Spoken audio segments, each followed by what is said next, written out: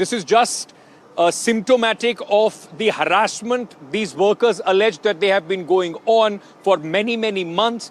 They have been trying to speak as somebody who employs a lot of people, as an entrepreneur. What is your point of view on this? How should the government and the industry should deal with this kind of anger? Yeah, I have two thoughts on this, and I'm very clear on it. There is, at one side, we need to understand without enterprise, there is no way employees are ever going to get paid. Right. On the other side, if employees are not there, there's no enterprise in the first place.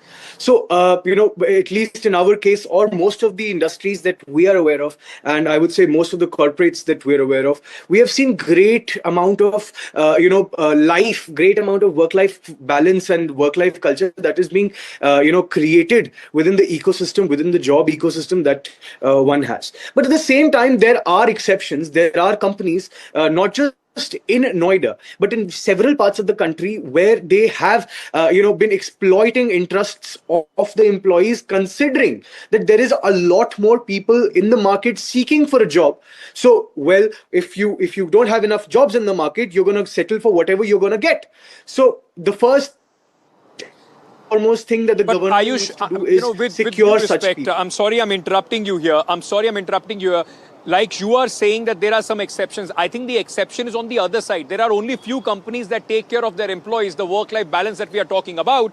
Most, and especially here, especially in the manufacturing hub of Noida, of Gurugram, or any place else you are right. Because of the demand and supply matrix, the workers are threatened. There is no job security. 10,000 rupees is what they get, at least on paper. Money is deducted. There are no offs. In that aspect, don't you feel that industry needs to come forward and do much more?